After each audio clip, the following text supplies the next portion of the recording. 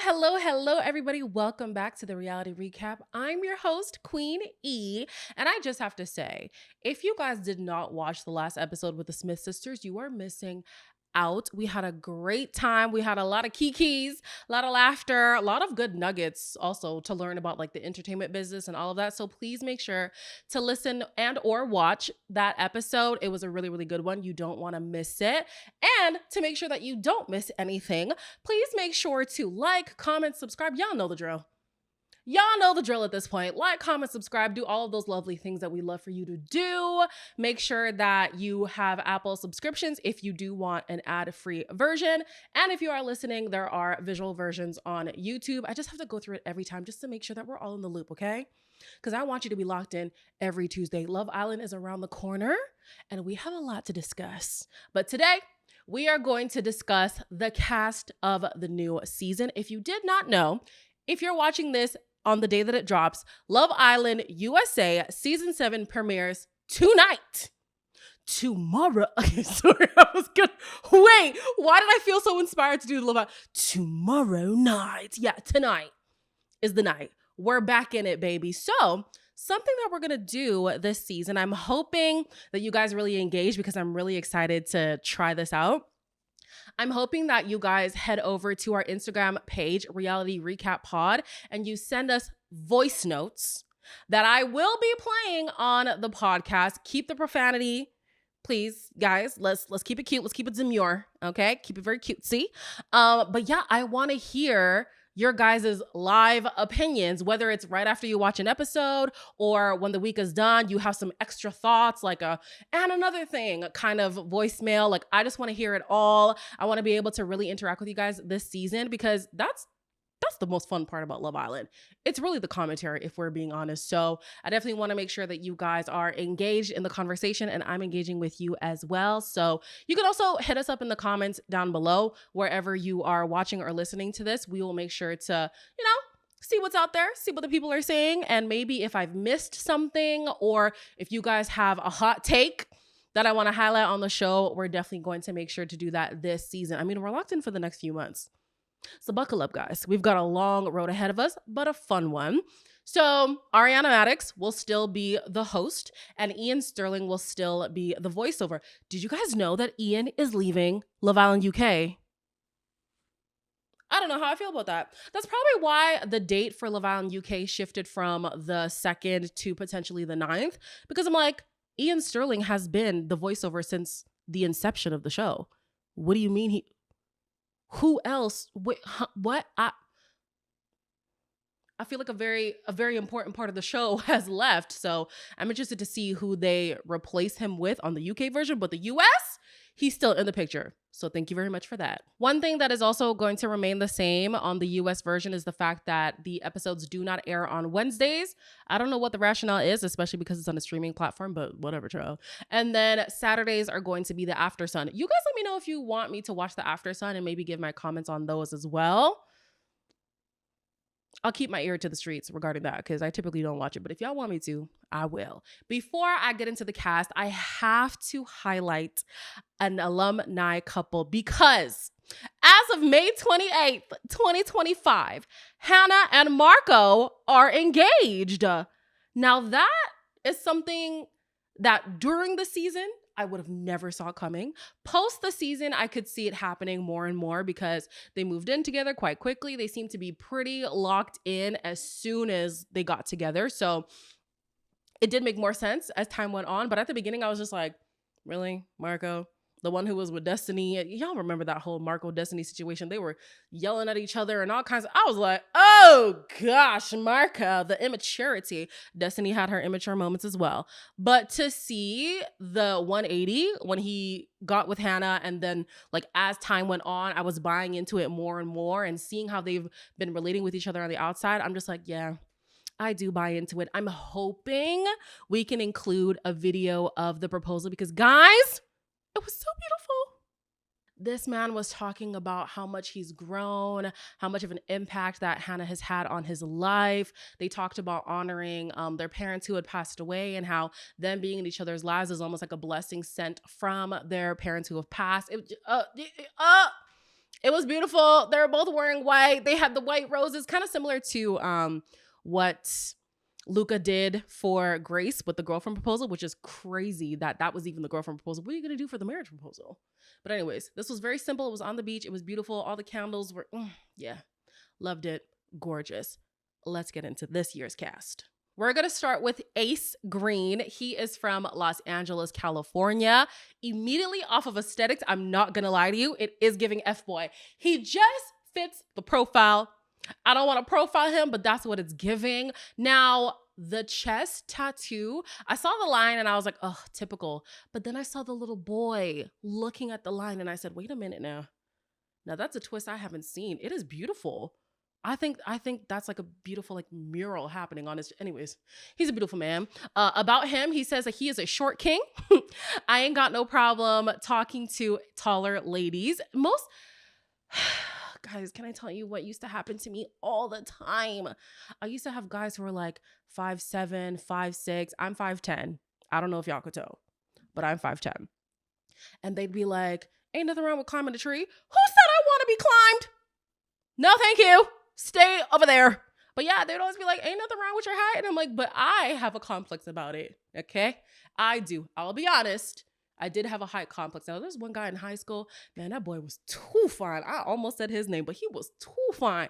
And he was maybe like 5'6". And I was like, you know what? For you, I might risk it. But anyways, he's a short king and he ain't got no problem with it. He says, I am not being no damn little spoon. Oh, okay. So that's where we draw the line. But a little spoon can be romantic sometimes, you get your girl behind you, she like, hey, babe. And a lot of these guys try to act like behind closed doors, they're not a sweet little baby with their girlfriend that they love. Emphasis on that they love. Let me tell, should I expose him? Let me expose my boyfriend. If y'all could see the way that he'll be all cuddled up, he'll have his arms wrapped around my one leg, looking like a toddler clinging onto their mother. Please. You talk about you don't want to be the little spoon. I think you just don't want the public to know that you like to be the little spoon. Just saying. He goes on to say, dancing brings me joy. I got my rhythm from my mom and my pops. I got my rhythm from my mom and my pops. He has 2 left feet. Now, if for some reason you feel like Ace looks familiar, there was this trend during COVID where people were having these lives of like learning how to dance. Ace would host these dance lessons with people abroad. I know the most prominent country was Pakistan. I don't know what prompted him to do this, but it became this like viral thing. They would be on live all the time. He's teaching them how to dance. He's like, okay, go get a flag. Okay, go get this. Okay, we're gonna listen. It was entertaining a lot of people during COVID, and clearly he became very popular because of it. So I'm not surprised at all that dancing brings him joy. I mean, that's literally what was holding him together during the pandemic. Next, we have Austin Shepard. Austin is from Northville, Michigan. He says, who called for a pool man? I love making people laugh. I look damn good while cleaning a pool. I got a pretty decent bulge, but that's because I stuff it. Oh, okay. Well, at least we're honest. We can appreciate that. No, just kidding. His social media is run by his social media coordinator, which is his mother.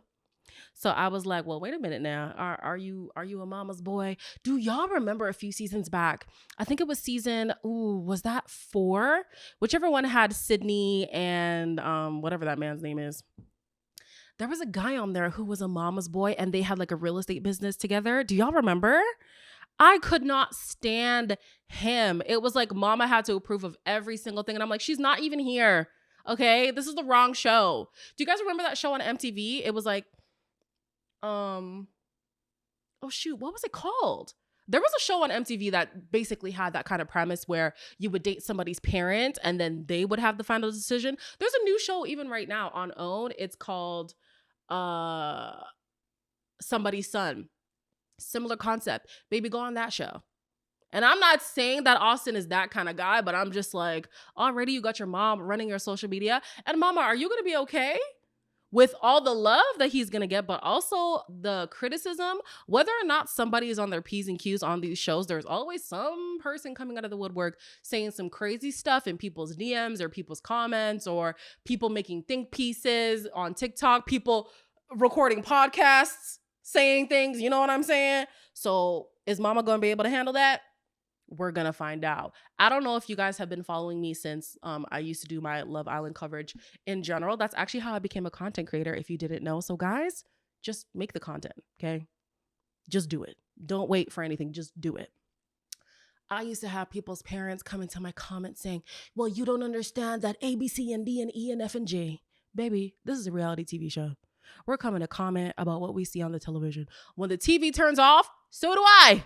Okay? I'm going to care what happens after the show is over. So we're making our commentary based off of a pseudo scenario. Like, it's not to say that this person is exactly who they're being depicted on television. And some parents haven't been able to handle that. They don't like to see the commentary. I've had parents who come into my DMs and they love the commentary. So I'm just wondering if Austin's mom is going to be okay with that. But we're talking a lot about Austin's mom.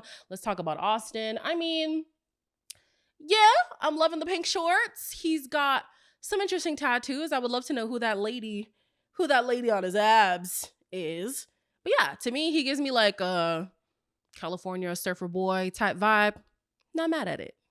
Next, we have, okay, don't crucify me. I don't know how to pronounce this. Is it Bella or Bella or Bella? I don't know. But Bella Walker. She is from Honolulu, Hawaii. She says, aloha. My family and I, we own a coffee shop. I'm in the back with flour all over my face, baking pastries. I love working at the coffee shop. You make everybody's day better by handing them a coffee all day. It's amazing. This woman is a stunner. She's a stunner. She's gorgeous. I'm loving the hair. I'm loving the vibe. I'm loving the orange on her skin. Like, yes, yes, yes. They are in Fiji. I think the last time, a few seasons back, they did film in Hawaii. That's how we had the whole situation with Kira. What's her name? Kira? And she was like snooping on all the people who were going to be on Love Island. Anyways, it's good to see another Hawaiian on the show. I love when they, branch out a little bit. Let's spread out. What would be interesting? You guys remember in season 1 where they brought the girl from the UK? And even season 5, I think Zeta was also from the UK. I don't mind a little branch out. Oftentimes you hear people who come from like the typical states. They typically don't include Hawaii. And so is Hawaii a state? I'm not from the States. Don't hurt me, y'all. But I'm pretty sure if it's not a state, it's considered like a U.S. territory. The point is branch out, okay? I love the branch out. She's a gorgeous girl. I'm glad to have her on the show. Next, we have Chelly Basiante. I'm not quite sure, guys. I'm so sorry. I apologize in advance. She is Haitian, so maybe there's some like French flair to that last name. I'm not quite sure. She's from Orlando, Florida. She says, I'm big on zodiac signs. No, I'm not going to judge you based off your zodiac sign. Okay, I am, but not like fully gonna judge you. I'm Haitian. I do speak a little bit of Creole. Sac passe. Hey, girl, ma boule. Okay, Haiti chérie. We're glad to have you, mamas. I'm loving the yellow on the dark chocolate skin. It's always scrumdiddly yum yum. I love when the girlies embrace color because for the longest time, we were told that we don't look good in color. I don't know what kind of propaganda that was. But her skin is popping in that yellow. Gorgeous. Now, after doing a quick scan of the cast, I don't know if there's going to be a guy who's going to gravitate towards her. I'm just going to be honest about that. But I hope that we see her for a little bit. I like her. I think she's a good vibe. Next, we have Huda Mustafa. I'm assuming it's pronounced Huda, like Huda Beauty. That's what I'm going to go with. She is from Raleigh, North Carolina. She says, I'm looking for somebody who is my lifelong partner, period. Period. I know a lot of concern from the previous season was whether or not people coming on to the new season were going to be serious about love. Let's be honest. Love Island is a platform booster. A lot of people come on the show expecting to be influencers post the show. So the fact that she's coming with the intention of finding a lifelong partner, I mean, is it true? We don't know. She's the only one who knows her true intentions, but I like that she stated it. She says, I don't want a guy who's at the club texting a million different girls. Girl, it ain't even got to be a million. If it ain't me, I got a problem. Let's start there. She says, I'm tired of going on stupid dates. Love Island, find me a man. Now, I did do a little bit of snooping on her social media. She does have over 100,000 Instagram followers. So I was thinking, are you coming just to secure the bag? I don't know. But then I saw that she's a fitness coach and I immediately shut my mouth because I might have to hit you up for your services, mama. Do you do virtual classes? Because I went on that page. It is very aesthetically pleasing. And I was like, oh, this girl, okay, she might know what she's doing. Her body? T. Body T. Girl, I'm gonna hit you up. Huda, you and me, we go together. I even just bought Huda Beauty earlier today. I think it's a sign. Let's move on. Next, we have Jeremiah. And I hate to say it, but Jeremiah didn't ring F-boy in the way that Ace did. And I know that that is me stereotyping. Absolutely. I'm sorry to profile you in that way. I apologize. You might be a very different person. Because when I read Jeremiah's bio, I said, oh, you are the F-boy. So Jeremiah Brown is from Los Angeles, California. He says, I'm such a communication nerd. I've always been a more emotional type of guy. Now that can go one of two ways. Are you in tune with your emotions in a way that's regulated? Like you don't fly off the handle. You're able to properly communicate your feelings. You're able to take a step back when maybe your feelings are getting a little bit overwhelming. Like, are you regulated or are you a flight risk? Because we've seen some people go on the show. They maybe don't know how to temper their feelings. So it's good that you're, a bit more emotional. We love that. Men should feel their feels in the same way that women are allowed to. Anybody should be allowed to feel their feels. But are you regulated? Moving on. He says, so I really don't care if I cry in front of you. F-boy to great guy scale. I'm really like 3/4 a great guy. So I said, hold on. Why are we even a quarter F-boy? That's a little bit too much for me, if you ask me. A quarter F-boy? And how often does this F-boy tendency show up? It's definitely going to show up on Love Island. There are how many beautiful people on a beach vying for love and more importantly, money. I think the 3/4 good guy is going to diminish. It might be a quarter good guy and 3/4 F-boy, but I'm hoping he proves me wrong. I'm hoping. He says most of the time, most of the time he's a great guy. His account is currently being run by management. So I was thinking, okay, if you're already telling us that you have managers running your social media, are you definitely trying to lean into this whole influencer thing? I don't believe that he's here for something serious. I'm just going to be honest with you. He does, however, have one of the smaller social media platforms. So maybe, I don't know. I just don't get the best read from him. I have a lot of questions. Next is Nicholas Van Steenberg. Van Steenberg. Oh, is it Van Steenberg? I hope so. Oh my gosh, I'll be so proud if I said that right. Anyways, he's from Jacksonville, Florida. He says, I'm down for anything, whether that be skydiving, motorcycling, huge into extreme sports. When I see a new experience, I like to try it. He also is a model. I did see this on his Instagram, and he's done campaigns for Guess, for FIFA, and for Marley Fragrance. Now, he too, I'm a little bit concerned. I don't know. I think you might be here to boost your social media. I'm not quite sure. He's a beautiful man. I feel like he's going to wreak some havoc on this island. I'm just going to be honest. The cutie that he is, please. And this photo is not even doing him justice. Seeing him in motion, like the boy is cute. The boy is cute. I would be shocked if women weren't flocking to him. And I also would be shocked if he wasn't going to play into that. Like, there is kind of an archetype of people who go on Love Island. Let's be for real. This is not Married at First Sight or Love is Blind, but even Love is Blind. We know. So yeah, I got my eyes on Nicholas. Got my eyes on Jeremiah. Maybe Ace. We'll see. Next we have Olandria, I think. Carthen. Also gorgeous. Oh, gorgeous girl. Look at that pig popping off that skin. Girl, scrum dilly yum yum. She's from Decatur, Alabama. She says, I'm for work. I am a first-generation college student. College football is my life. My touchdown dance. Let me see. my touchdown dance. Let me see. Okay. Woohoo, touchdown. I guess she did the dance in the video or something. I'm not sure. She did graduate from an HBCU. She went to Tuskegee University and she is now a model.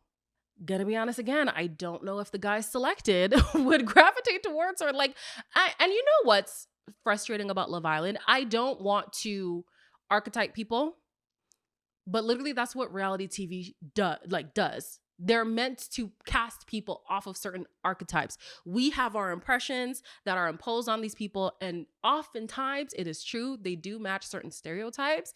And stereotypically, the darker skinned Black women typically don't get a lot of attention on the show. And if they do, they're often used as a placeholder. And so I'm seeing two dark skinned Black women. I'm like, well, I don't think they're going to be here for long. And if they are, they might just be strung along. We don't know. I mean, last year we saw it with, well, Serena's a bit of an exception because Cordell was down for her from the jump. She took a minute to get on board. But with Janae was kind of used as a placeholder until Kenny came along. And even Kenny for a second was wavering when it came to like Casa Amor. It's just a trend that happens with the darker skinned women on the show. I'm hoping to God that is not going to be the trend with these girls. You never know. Stranger things have happened. Last season was a smashing success. And all the women who are still in relationships are the POC women. So, hey, you never know. You really never know. Next, we have Tyler. And Tyler is a bit confusing for me because, so Tyler Williams, he's from Oklahoma City, Oklahoma. He says, I am a cowboy. I was on a horse before I could walk. If you are not being dangerous, then you're not living life. My type of girl, good personality, and a city girl would be cool. So I'm like, wait. He even has like this cowboy hat on. Like he's definitely giving country vibes, but he wants a city girl. And then he goes on to say, big booty for sure. And I'm like, wait. Like, the aesthetic and the bio for me is not really like connecting, but okay. He says, big booty for sure, big booty. He, to me, was a surprise when I went to his Instagram because he's a model. He's done campaigns for Levi's, Timberland, and Louis Vuitton. So I'm like, how does Country Boy get? I don't know. I feel like he might be milking this country boy thing a little bit, or maybe he was raised in the country and then moved to the city a while ago and now he's, with the city folk. I just know the country people that I know, and maybe it's because I do live in Alberta. They do say Alberta is the Texas of Canada. The country people here are country people, okay? They don't want to fool with the city. They don't want to fool with the city people. Maybe it's different over there in the States. Y'all let me know in the comments down below. But over here, if somebody says, I'm a country lad, I'm a country gal, they're not worried about no city girl, no city fella. Like, they don't care for that. They want somebody who's country through and through. Lastly, we have Yulissa Escobar. I have to comment on that bathing suit. Are you kidding me? 8 down. The starfish and then the oh, this swimsuit is gorgeous. And the tresses, oh girl, oh, she's taking it, okay? She's from Miami, Florida. She says, I was in a 9-year relationship. He left me. I want to know how old she is because 9 years, like that's a big chunk of your life. And I'm wondering, were they like high school sweethearts and did they break up in her mid-20s or something like that? And what toll did that take on her too? That'll be interesting. She says, he left me. I'm glad he broke my heart because look at me here. That is true. I want a man to nurture me. I'm your baby. I am a baby. I'm 4'10". Wow. I think I missed that part when I was putting the bio together. You're 4'10". Wow.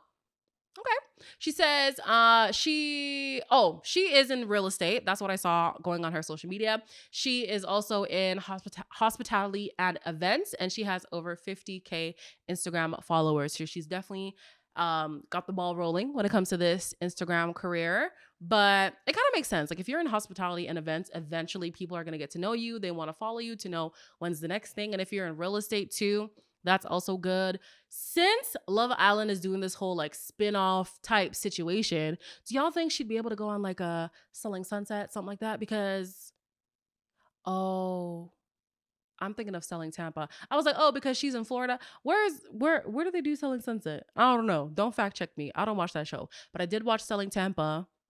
And I'd like to see, somebody who did like a Love Island crossover type thing. All these shows are crossing over their cast anyways. We're seeing people on CBS shows go on Netflix shows, people on Netflix shows go on MTV shows. Like, I'm not mad at it. Yulissa, let's get her on Selling Tampa or something. Sorry, not Selling Tampa. That was canceled. Selling Sunset. I wouldn't be mad at that. So since Love Island is on the horizon, I thought it would be fun to talk about some of my favorite crash outs. That's one thing I love about Love Island. Yes, I do want to watch people fall in love, but the crash outs are so iconic. I cannot not acknowledge them. I just can't. I can't. So here are my top 5. Now, don't judge me on my top 5. Okay. I had to narrow them down with certain criteria. Okay. What was iconic for me?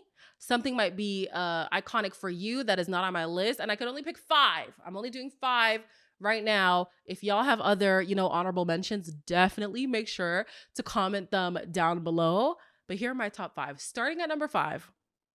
Do y'all remember when Mike was talking back to Sarah Hyland? Now, this was crazy to me because I have never seen somebody give lip to the host. So context, KK and Keenan were having their situation in Casa Amor. And so all the women, including Sarah Hyland, were like, girl, are you sure you want to go back to this Keenan guy? Like, he put you through the ringer, right? And so when Keenan was getting dumped, KK was like, you know what? I'm going to leave with him. And she wasn't even the only person who left with their partner that day. That was like, I think it was the most people dumped in one episode because it was like 5 or 6 people like all in one go, right? But anyways, Sarah was like, hey, are you sure? And Mike just started talking back like, why would you ask them that? Like, why would you do that? And she's like, hold on, not too much on me. I'm a host. I'm asking a question. I want to make sure that she's sure on this decision. And I was like, okay, Mike, hold on. You're not even in this relationship. You came on here. You failed to connect. So let's be careful how much we want to say. And she's making sure that KK is making the best decision. Now, fast forward, KK and Keenan weren't even together that much longer post the show. So yeah, she was right to ask. But I was like, not you crashing out on the host. Interesting. At number 4, I had to put Jeff and Timmy. Now, I was gonna put them higher, but because I don't condone violence and it looked like it was potentially gonna go that way, I had to knock it down a few pegs. I had to knock it down. But Timmy and Jeff had some tension from the time that Jeff came into the villa because Zeta and Timmy were basically locked in. Then Bria came in with her sibling, which is still a weird thing that even happened in the first place. Bria came in with her sibling and Timmy's eyes started to wander and look at Bria. So Zeta was pissed, right? But she didn't have another prospect until Jeff came in and she laid it on thick with Jeff. Oh, she laid it on thick and I wasn't mad at it. Oh, Jeff with that Southern charm. Oh, Lord. He did something to me. I'm not even gonna lie to you guys. That deep Southern accent, it did something to my spirit. Can't say too much now because I'm betrothed, but wow. So she was playing into it. And Timmy did not like that. But then they ended up rekindling at some point. And so I don't really remember what progressed this tension between them because it seemed like they were fine for a while. I mean, he had his partner, what was her name? Oh my goodness, what was her name? Naja. Jeff was with Naja. Timmy was back with Zeta. But just before Jeff had to go home, he got in an altercation with Timmy and they were like chest to chest, like, yo, what's good? Yo, what's good with you? No, what's good with you? I said, none of the people that network. Please, let's have some decorum on the screen. But yeah, I had to put that at number 4 for the crash outs because that could have gone left very quickly. And if I'm not mistaken, I think Jeff wasn't invited to the reunion because of that.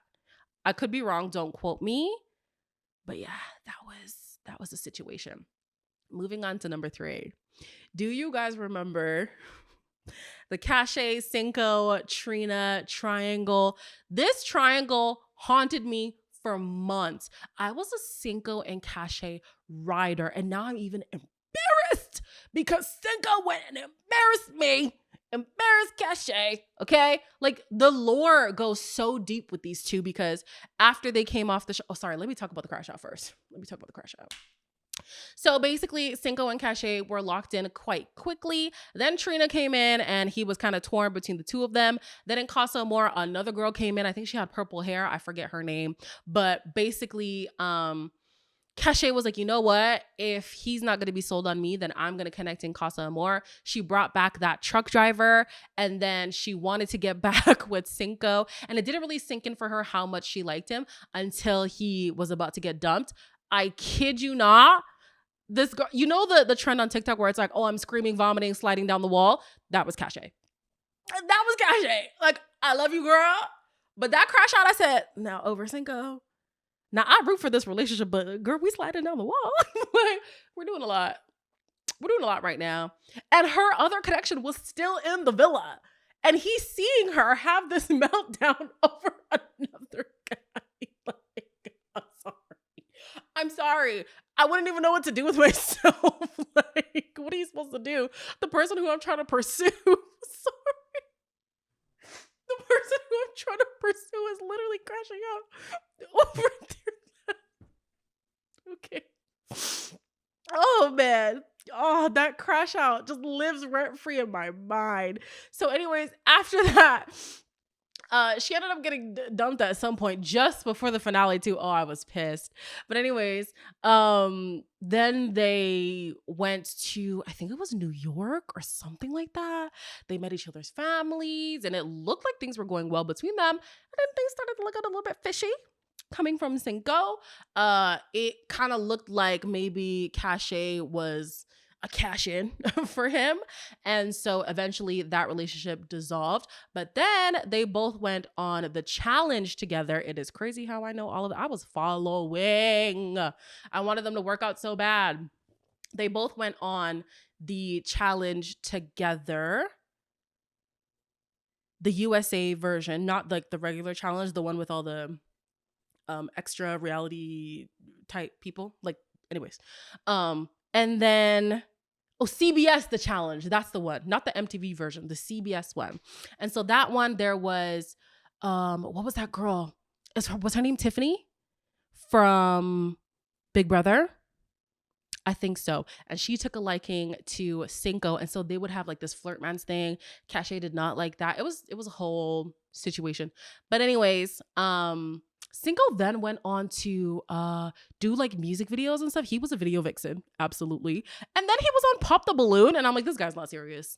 He connected with Zaina from The Ultimatum, like the ultimatum that literally just ended. And apparently they had met even before they got on the show. Guys, when I tell you I watch reality TV, it's a little bit unhinged. Yeah, they connected just the day before at Coachella. And I'm like, Cinco, I wanted to believe that maybe with time he's become more serious. If I'm not mistaken, he's 30. If not 30, he's knocking on it. Like, babes, come on. Like, let's be for real. And I think he's still, Cinco is Cinco. But hey, we move on. Number 2 has to be Rob jumping in that pool. I don't even know if I can fully remember what happened that led to Rob jumping in the pool. But I know that it was so iconic for me because I literally started using that as a saying. If ever I'm in a moment where I'm just like, oh, forget it. Like, I don't even want to think about this anymore. Like, oh, I'm about to crash out. I literally say, I'm going to jump in the pool. And that came from Rob. Rob is from season 6, the season that just ended of Love Island. And I feel like what had happened was he and Leah just had their tiff because, was it Andrea who came in? Was it Andrea, guys? Oh, somebody's going to remind me in the comments. But anyway, somebody came. No, it wasn't. Was her name Andrea? The point of the matter is he and Leah just weren't connecting anymore. And she was upset. She ripped him a new one. The man took off his mic pack, jumped in the pool, and went under this little like deck thing. And I'm like, nah, sweetie, You think somebody gonna jump in the pool after you to come get you? Get up. Get up out of that pool. Oh my gosh. I had never seen something like this before. I'm like, now the season 6 crash outs were just iconic in general. You had Serena crashing out on the dock. You had what's her name? Aaron! What was her name? Kaylor. Every 5 seconds, Aaron. So season 6 was filled with crash outs, but Rob jumping in that pool, I see it so vividly in my mind, and I will forever reference an impending crash out as me jumping in the pool because of Rob. And number 1, actually, should I give my honorable mentions? Because UK is coming too, so maybe I should, touch on my honorable mentions before I get to my number 1 crash out. Yeah. That's what I'm going to do. Honorable mentions, these come from the UK. Yewande sitting on Danny's lap when Arabella came into the villa. I think this was season 5. Yep, this was season 5 of UK. The girl was so enamored by Danny that the threat of him moving on to somebody else made her so petrified that she went and plopped herself on Danny's lap as he's talking to Arabella the bombshell. Yewande, girl, to this day, I'm confused. What the hell was going on in her head? Girl, if you don't stand up, if the man likes you, he's gonna pursue you no matter what. There's no bombshell that can really shake him off of his square. But she had to mark her territory, okay? She had to sit herself on that man's lap as he's talking to the bombshell. I said, well, if you're gonna do it, you better do it. And Yewande definitely did it. What's another honorable mention? Anything with Maura. When Maura was confronting, I forget this guy's name, but he was talking to the guys because they were on their way to the hideaway. And he was like, oh, I just want to know if she's all lip or not. Basically saying, is she going to live up to the expectations that she set in regards to what they're going to get up to in the hideaway, right? And she overheard him. He's laughing. The guys are like, I don't think you should be laughing right now. And she's like, what did you say? What did you say? And he repeats it to her. And she went off. The man was starting to stutter. The guys are cracking up because obviously he's cooked. And so Maura is mocking him because he's stuttering. She's like, I said, Maura. Maura is the most, can I say that wholeheartedly? I think Maura is the most iconic bombshell, no matter the franchise. I think I can say that wholeheartedly. I don't know if anybody has made that much of an impact of the seasons that I have watched as much as Maura has. Yeah, Maura is the ultimate bombshell if you ask me. Another honorable mention before I get to my actual number 1. Anna. Oh, they're all from season 5. Oh my gosh. Season 5 of UK was just iconic. That's when I came in because it was booming on social media. And that's the same thing that happened with season 6 of US. Somehow, it caught so much traction on the internet. And that's how I was introduced to Love Island. And I said, this show is my new drug. And baby, I'm addicted. So Anna had come. Oh my gosh, even Amy saying, I was coming back to tell you that I loved you. So good. Anna had come back from Casa Amor. She and Jordan had been having a connection before Casa Amor. They came back, and India came back with Ovi from Casa Amor, and Jordan now is interested in India, but he didn't tell Anna that he's playing the field. And so she's like, well, you want to talk to her? Huh? You want to talk to her? Oh, she was in his face yelling. I've never seen anybody on Love Island since then actually, no, Serena. Yeah, Serena. But up until Serena, I had never seen anybody go off on their partner the way that Anna went off on Jordan. And Jordan couldn't even what could he do? The man was just stuck there Anna was not having it. Based on the podcast that Anna now has with her sister, they're basically a lot more mellow than they used to be, because even her sister was getting active on social media way back when. But now they seem to be more chill. But if Anna was to get back on Love Island, that's the energy that I need. Love Island All Stars needs somebody like Anna. Now, I don't know if she's gonna, give the same energy because she has matured since then. But when I tell you that was one of the most iconic crash outs I have ever seen, wow, incredible. On to my number one crash out. I want to know, like, real quick, and I always cringe when people do this, but like, I'm gonna do it too. Real quick, comment down below if you think you know what my iconic crash out would be. Think about like me. I love a dramatic moment. I don't want it to, lead into violence or anything like that. Just something, very like dramatic and like really irrational, very irrational. Did you comment? Did you do it? Okay. My number one crash out from the US across all seasons is KK and Casa Amor.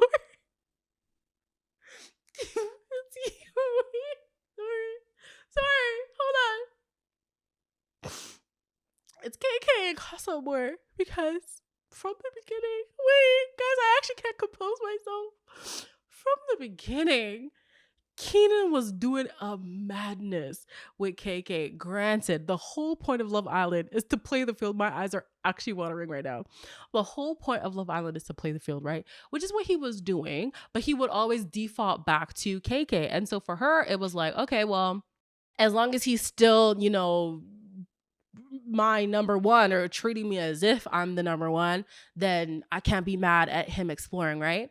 Then came Casa Amor. And this is when the show started introducing like these clips that they would show the people in Casa Amor. Typically, they didn't do that. You just kind of let your imagination run wild. I know in the UK, they've had like a newsletter. They've had like a movie night type situation. They've had the sending the text, like pictures over the phone.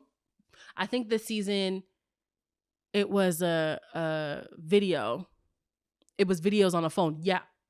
Excuse me. It was videos on a phone. And as soon as KK saw what Keenan was doing with, I forget the girl's name. I see her face clear as day, but I forget her name. She folded in half and collapsed on the floor. And I was like, baby girl, over Keenan?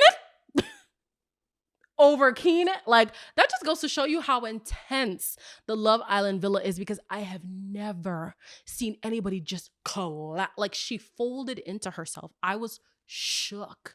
Now, if I'm not mistaken, this is the same season where Leo was with Cassie, where Leo had slept with somebody else. I don't even think Keenan got to that level. I think they were doing stuff in the bed, like under the covers, but they didn't have full-on intercourse, whereas Leo had intercourse with somebody else. But KK just fully crashed out, and they wanted to watch the video over, and I'm like, girl, the torture. Just for her to then leave the show with this man, now have this coin term called soul ties is crazy. Soul ties is crazy. Soul ties is crazy. And then they broke up like a few months later. And I'm like, well, girl, what did you expect? Like, the man was never serious about her. And I always wanted more for KK. But let's be honest. Like I said before, a lot of the guys on the show aren't checking for the dark-skinned black girls. Let's be honest. And so nobody was checking for... I think there was a guy in Casa Amor who was trying. But sometimes you got to question the intentions of the people in Casa Amor. Like, are you really trying, or are you just trying to get back to the main villa? Anyways. Nobody from the main villa was really checking for KK, and so she had no choice. It was the South African guy. Yes, the South African guy wanted to go for KK.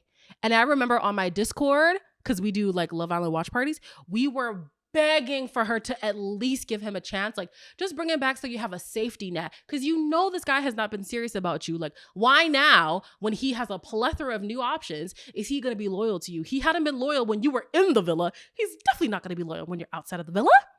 But anyways, she didn't pick the South African guy. She went back there. She had the term soul ties is crazy. He still was playing in her face. She ended up leaving the villa for him. And then they broke up a few months later. And I will forever be grateful for the iconic crash out that was the KK and Keenan Casa Amor saga. But my girl, the way I was so frustrated, like on a personal level, because I felt like I was watching my little sister. And a little bit of tea. I can't tell too much because I don't know who be watching this podcast. I had seen something similar to this happen in real life. And so I knew how gut-wrenching of an experience it was. And I was like, KK, to be crashing out over somebody like Keenan on television. And it's not to say that intrinsically there's something wrong with Keenan, but he just wasn't doing right by her. Like, let's be honest. He wasn't doing right by her. And so I didn't want her to get so invested in somebody who wasn't as equally invested in her. Like, let's be honest about that. But anyways, that was the path that she chose. And here we are now. If they were to do a Love Island All-Stars, I would love for US. I would love to see them bring KK on. I know basically Love Island Games is like the Love Island All-Stars for the US, but Love Island Games brings people from all the other versions. If they were to do an all-star season, I want KK to get another chance. I hope that she has matured in terms of like relationships and what she's looking for. And you just don't go off of vibes.